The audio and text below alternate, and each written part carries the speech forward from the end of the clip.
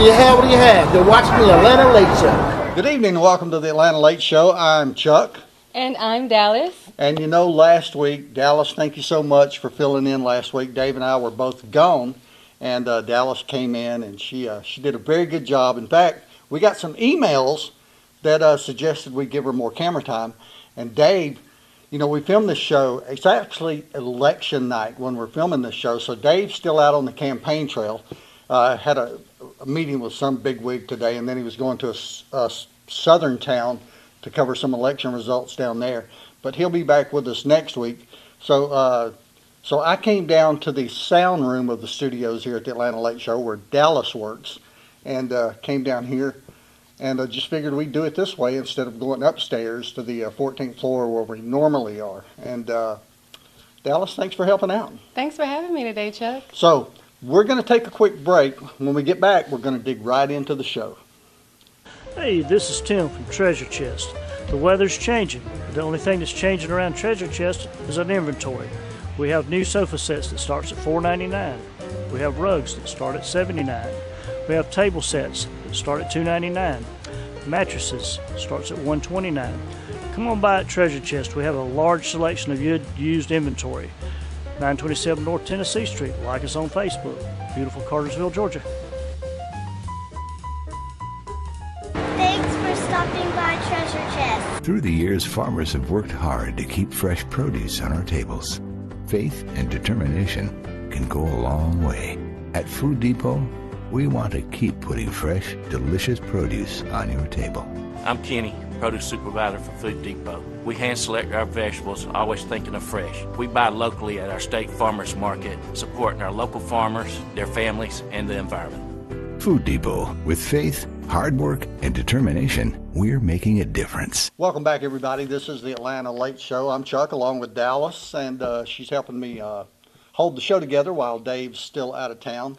And since I'm an older guy and she's a younger lady, I thought I'd share something with her that she's probably not aware of.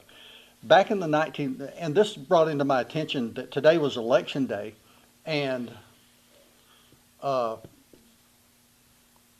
some areas cannot sell alcohol until 7 p.m., until the polls close. Did you know that? I did not know that. Yeah, there's certain states, I think there's 3 states left that hasn't done away with that law yet, that you cannot sell alcohol until the polls close.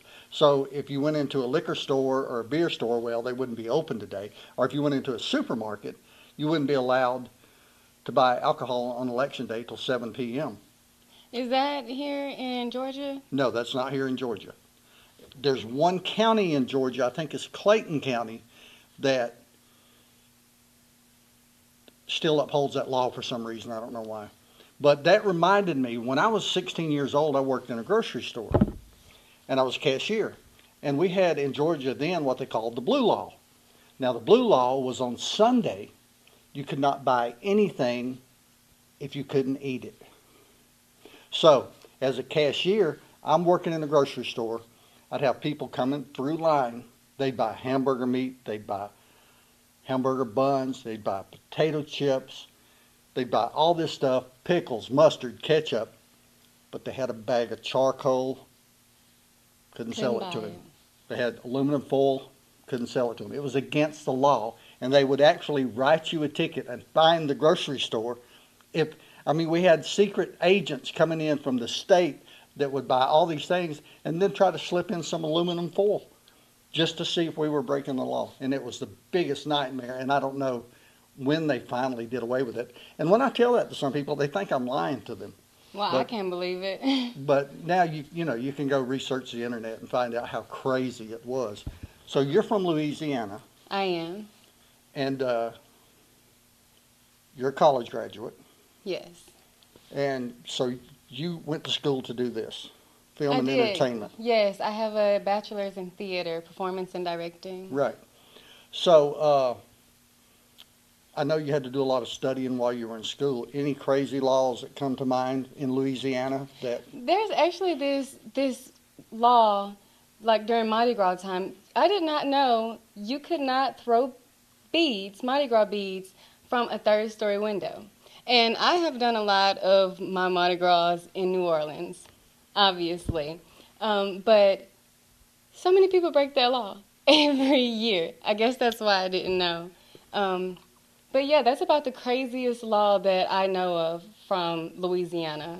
Now, I love Louisiana. As a musician, I used to go down to Louisiana and play a lot. We'd have a little tour we'd go through, start down around Lake Charles, Louisiana, and make our way over through Mississippi, Alabama. And I love playing Bourbon Street, that area downtown. Yes. Just that whole vibe, that whole music scene is fantastic. So you grew up there? I didn't grow up in New Orleans. I actually grew up about 4 hours away in a small town called Natchitoches, Louisiana. That's where I went to school too, Northwestern University. But yeah, I went to New Orleans all the time because I also model, and that's where I started out. You know, most of my modeling career, I became a New Orleans Fashion Week model. And going down there so much, one of my favorite things is Bourbon Street because you get to see so many live performances, and then the music is awesome and the food is fantastic. So I think that's my favorite thing about Louisiana, definitely, is the food. You know, I'm not a seafood person. I don't like seafood. You don't know I what you're have missing. tried every kind of seafood that there is, and I just have never acquired a taste for it. And I remember when we were on that musical tour, and we were up on like the 3rd floor balcony. We didn't have any beads. We were up on the 3rd floor balcony, and we were eating, and my drummer ordered something. I don't know what it is. These little creatures lined above, like their little legs looking up at him. Like, and I'm sitting, you're going to eat that? No. Were they bugs? I don't know what they were. But I think he even had a little distaste for it, but he didn't want to show it, so he ate them. Yeah. I don't know if I know about that dish, but definitely the seafood gumbo is the best, especially during this time of year with the weather changing like this. Now, what's in gumbo? Well, my favorite is seafood gumbo. You put crab legs in there, you got shrimp, sausages, any type of seafood that you can find, really. Some people do scallops. I personally don't like scallops. They're too gummy. But yeah, you add some rice and it's perfect. Put some crawfish seasoning in there. Some people do crawfish tails, lobster tails. It's an amazing dish. It really is.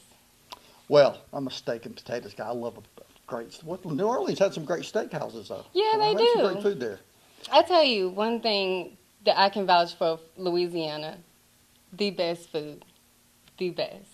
And So- I can say that. So if you haven't made Two your way thumbs to up. Louisiana yet, you got to go. Well, you know, Dave always comes up with some fascinating stories, and he sent me this story. Even though he's out on the road, he's still doing his job, so he sent me this story. Check it out. Hey, how are you? Which I had more comments on the Gator one today than We anything. got 3 people that's talking about coming by and get that. Which ones do the birds prefer? I think the birds prefer the Bluebird House. Don't have no college tag, just Bluebirds. Just bluebirds. Well, you may have Georgia Bulldog birds. Yeah. Right now, Georgia Bulldog and Roll Tide's pretty close. Alabama's tonight, isn't it? Georgia and Alabama? No, Georgia and Gators. Georgia and Florida? No, yeah, Is that Gators. Florida? All right, so I'm saying the birds probably prefer Georgia or The Gators. Florida. These houses right here, that hole, what does this, I understand it's the size of the hole, like they're different here. Yeah. Yeah. Well, this is the North Carolina Wren House. This is a wren house. This is a North Carolina Wren House or Northwestern Wren House. It opens, you can clean it out. It's got a little smaller hole because a little wren is a little smaller than a regular bird, say a robin or right. sparrow or something like this. And so most of the time you make these about 1 inch and 1/8 or 1 inch and 1/4. And a bluebird now, a bluebird has to be 1 inch and 1/8 from the top to this. Bluebird's kind of particular, the houses they go I in. mean, that makes a difference. This Yeah. makes a difference right here. If this hole were right here, It would make a difference. it would make a difference. Yeah, bluebirds are a little more particular than any other thing. And like these up here, just about anything can go in them.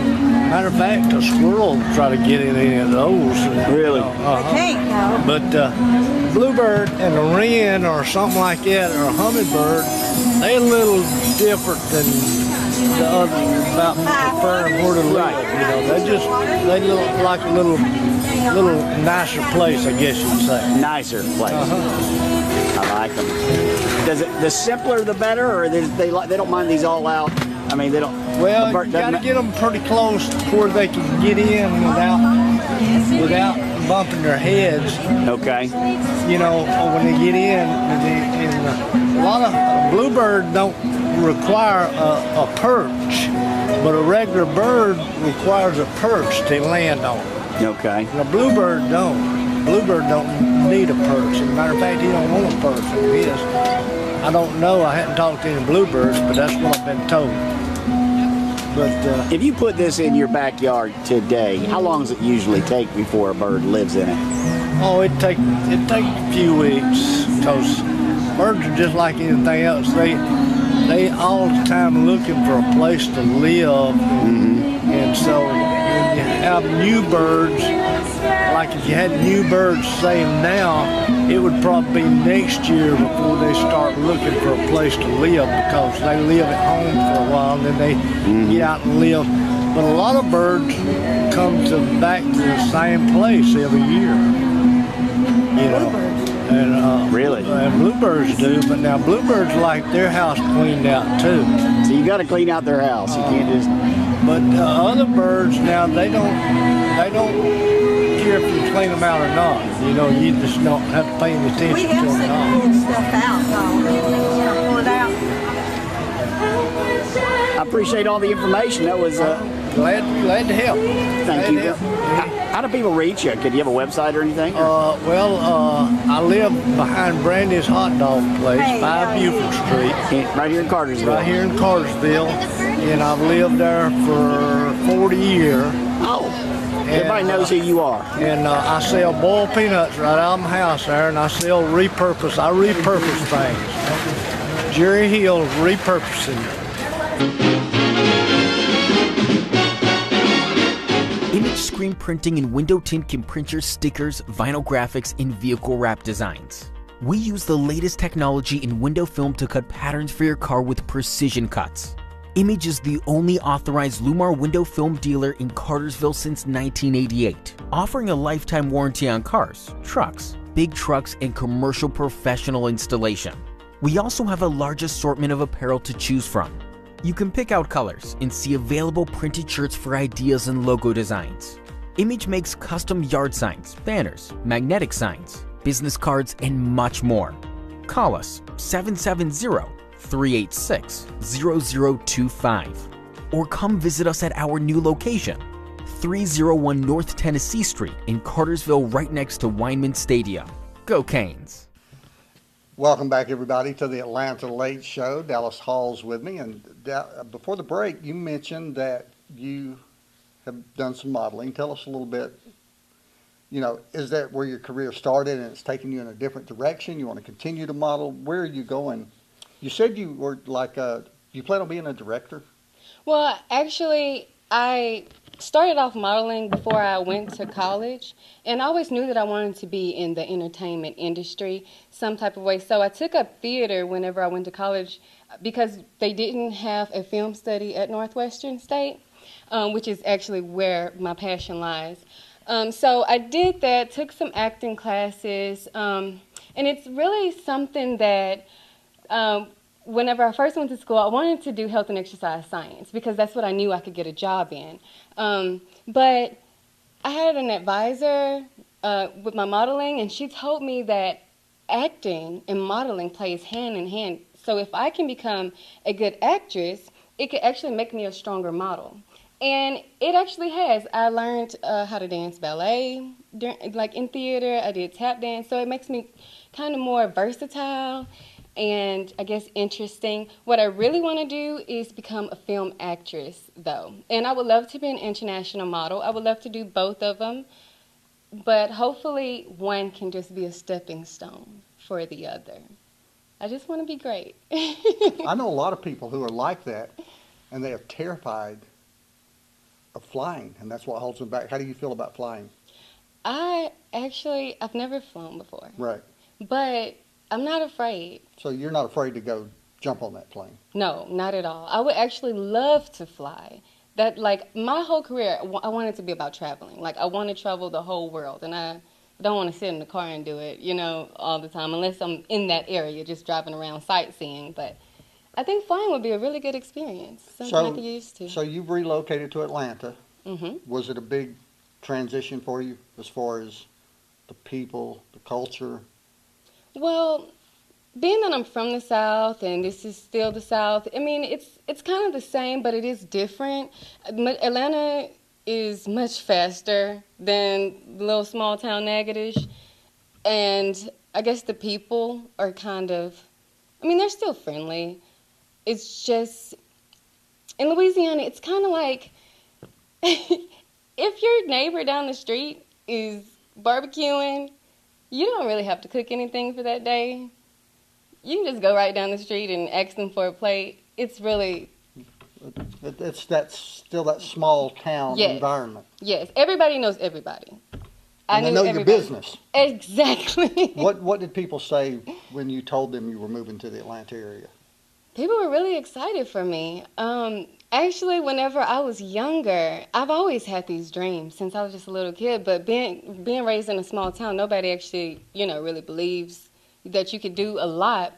And so whenever I actually started to model and now acting, people are so excited for me. Like, I have been getting letters. I have been getting so many, inspiration. Like, I've been an inspiration to people. And I think that is really exciting. I think that's the most important part of doing something that you love, is inspiring others. Yeah, and they may be thinking, well, if she can do it, by gosh, I can do it. Definitely. Yes. And she's found her way here to the Atlanta Late Show, and we're so happy to have her. Now, we talked about that as we was filming this, it was Election Day. But as you're watching this, it's Veterans Day. Do you have any veterans in your family? I had my great-grandfather. Right. Yes. Okay. Well, we hope you said thank you to a veteran today. The Veterans Day is coming to a close as you watch this. And I've got a story about what they consider the forgotten war, the Korean War. So, in honor of the veterans, check this out.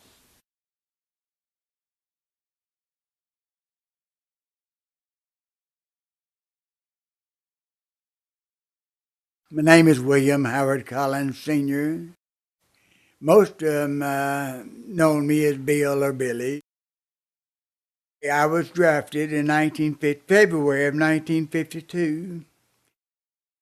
1952, I was working for Gulf Company, Birmingport, as a clerk. And I found out that my brother-in-law, Howard Wade, my wife's brother, and one of my special friends, Jimmy Holmes, was drafted to the Army.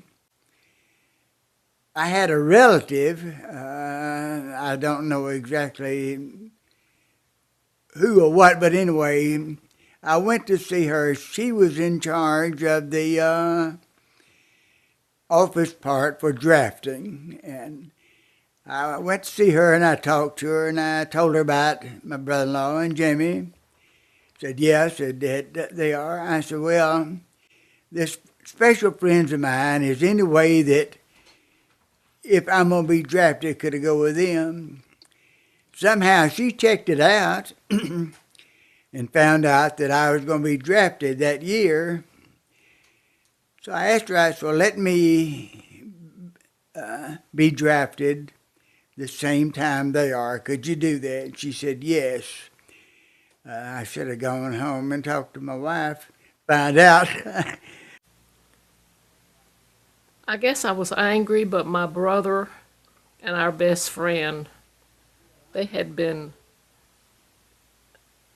were called in, and he wanted to go with them because they promised him that they would let them all three go to the same camp. And they didn't. They sent them all to different places. I was sent to Fort Dix, New Jersey, and take my basic training there for 3 months. And my battalion was called together, and we were going to be assigned to different locations, whatever. Most of them was going to be sent to Germany and different places. And I was sent to Fort Sill, Oklahoma. I said, oh boy, I said, look like I'm going to be able to stay in the States. To my knowledge, I did not know that they was getting ready to go to Korea. When we went to the train station, my sister went with me, and we had about 30 minutes before the train left, and he didn't have to load till then. And my sister was just fussing because she wanted to get on the road, and I wanted to stay with him as long as I could.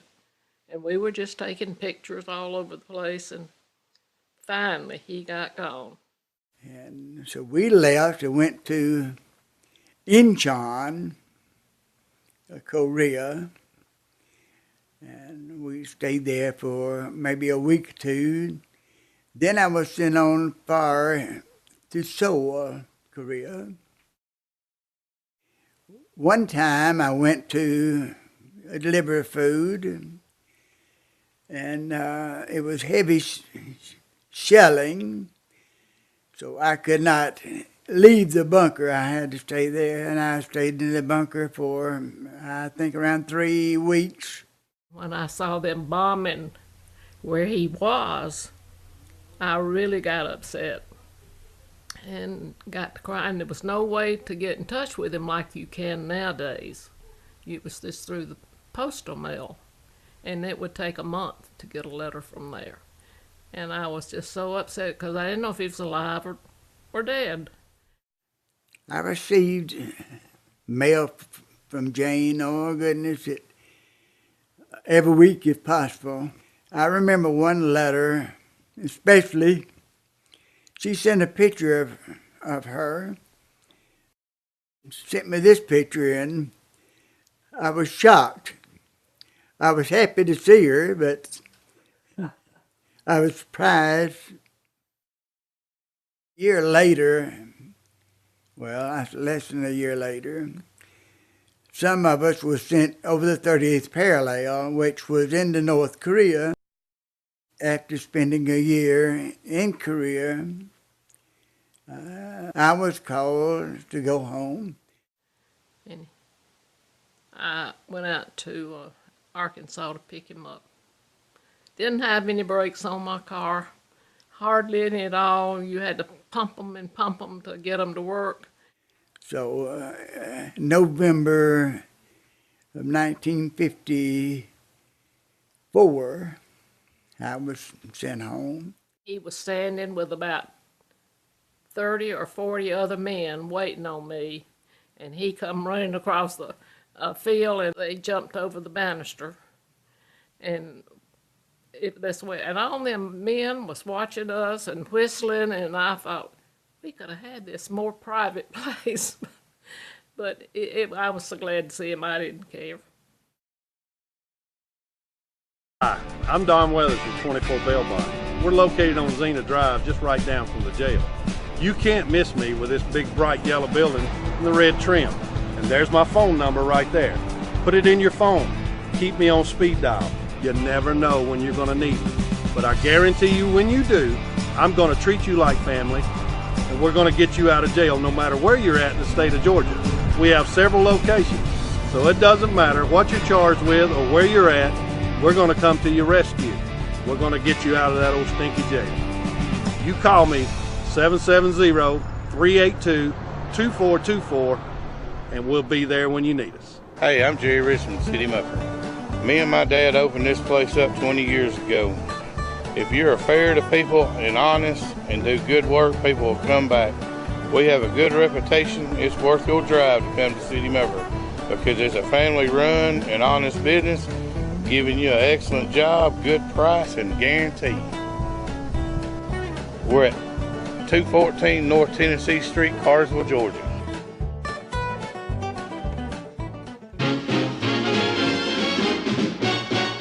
Don't go anywhere. We'll be right back. You're watching the Atlanta Late Show. Located just an hour and a half northeast of Atlanta, Helen, Georgia is a recreation of a Bavarian village. It offers a wide assortment of shops featuring unique gifts you won't find anywhere else. Conveniently located near Unicoi State Park and local wineries, Helen is a perfect destination for all things in and outdoors. Beautiful walking, hiking trails, and waterfalls make up the landscape of this beautiful North Georgia town. When visiting Helen, thousands of visitors each year choose the Hellendorf for their lodging. The Hellendorf is the perfect place to stay as it is right in the middle of everything happening in Helen.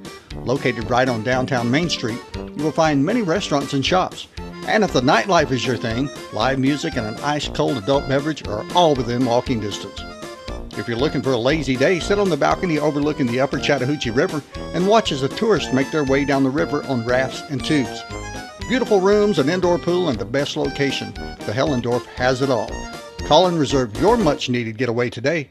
Call 706-878-2271 or visit them on the web at hellendorf.com. Welcome back, everybody. Chuck here. She doesn't know her name. I guess I'm Chuck. This is Dallas. And we've had a great time tonight. Dave will be back next week and we'll be back up on the 14th floor in this beautiful city of Atlanta. And by the way, if you're an advertiser, we've got some new sponsors coming on board.